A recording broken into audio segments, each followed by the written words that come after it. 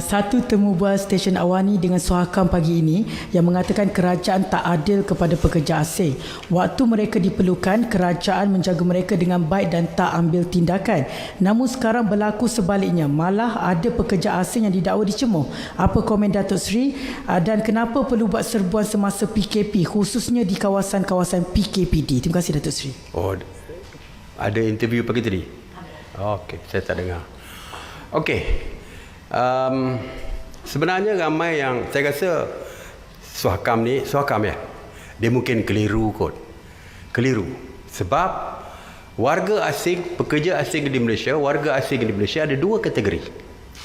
Kategori pertama adalah mereka yang mempunyai permit pekerjaan. Itu masuk secara sah. Dan mereka ini dilindungi sebagai pekerja yang mendapat permit sah untuk bekerja. Mereka dilindungi, pekerja ladang diberikan perumahan misalnya kalau bekerja ladang. Kalau bekerja di sektor-sektor lain, berbagai-bagai faedah yang diberikan oleh majikan mereka kerana mereka masuk secara sah dan mendapat permit pekerjaan. Dan kita juga menjaga kepentingan mereka apabila ada saja COVID positif di tapak binaan. Kita terus keluarkan arahan bahawa semua pekerja asing di tapak binaan di Selangor dan Kuala Lumpur, wilayah persekutuan, perlu di swab test bagi menjaga kepentingan kesihatan mereka. Tidak ada isu yang melibatkan pekerja-pekerja asing yang bekerja di negara kita. Ya, kita setuju. Kita perlukan mereka untuk pekerja-pekerja binaan, pekerja-pekerja di perladangan dan berbagai-bagai sektor yang melibatkan 3D ni.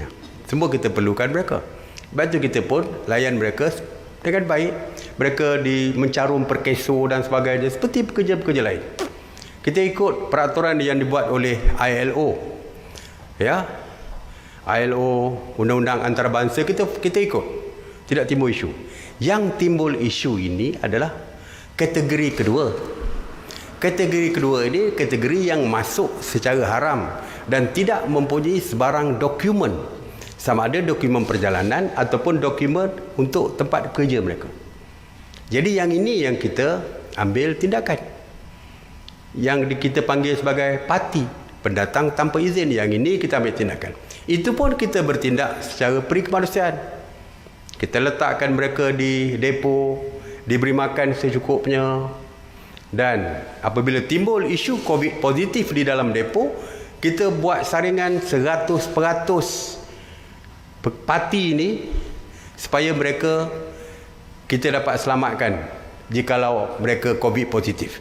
Dan kita hantar mereka ke MAIPS.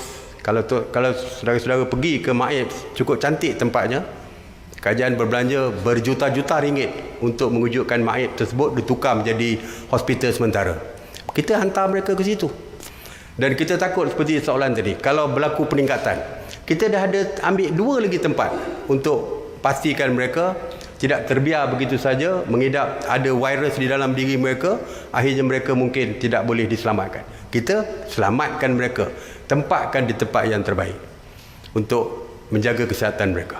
Jadi kalau nak kata kerajaan Malaysia tidak berperi kemanusiaan kepada parti ini juga tidak betul. Tetapi ianya tidak mengubah status mereka. Bila mereka ada di sini, walaupun kita layan mereka, tetapi status mereka terus kekal parti. Dan mereka tidak berhak untuk berada di negara kita kerana masuk secara haram. Jadi sebab itulah keputusan mesyuarat semalam, kita akan berbincang dengan negara-negara asal mereka supaya boleh mengambil mereka. Kita nak hantar balik mereka ke negara mereka. Ya, kalau boleh kita tidak nak penjarakan pun, hantar balik kepada negara mereka supaya kita boleh selesaikan isu parti ini. Jadi setengah parti itu ditangkap sewaktu mereka menceroboh masuk ke lorong-lorong tikus. Takkan kita nak berikan layanan istimewa, bebaskan mereka dan sebagainya? Tak boleh. Kerana ianya melanggar undang-undang negara kita. Dan kalau tuduhan mengatakan kita menyerbu parti sewaktu PKPD ni, so di PKPD itu tidak betul. Sebagai contoh, di Selangor Mansion, apabila di lockdown PKPD dilaksanakan, semua yang berada di situ terkurung dan tidak dikeluarkan. Antaranya termasuklah 586 parti berada di dalam Selangor Mansion tersebut. Apabila tamat tempoh PKPD, kita nak buka PKPD. Kita nak buka. Tidak ada lagi apa nama barbed wire ni. Kawat berduri yang mengelilingi bangunan di Selangor Mansion. Jadi masyarakat di situ, penduduk yang berada di Selangor Mansion bebas untuk keluar masuk. Parti tidak mempunyai dokumen perjalanan. Kalau kita buka, orang lain boleh hidup seperti biasa, seperti sebelum PKPD, tapi mereka takkan kita nak lepaskan seperti orang lain. Kalau kita lepaskan, salah daripada Jabatan Immigration itu melakukan kesalahan kerana membiarkan parti itu bebas untuk keluar. Sebab itulah mereka akhirnya dibawa ke depo untuk ditempatkan. Jadi bukan kata kita ambil kesempatan serbu mereka di PKPD, tangkap mereka. Tidak berlaku seperti itu. Kerana mereka memang dah ada di situ. Kita saring mereka selama 2 kali sehingga negatif, dan lepas negatif kita hantar mereka ke pusat-pusat depo tahanan.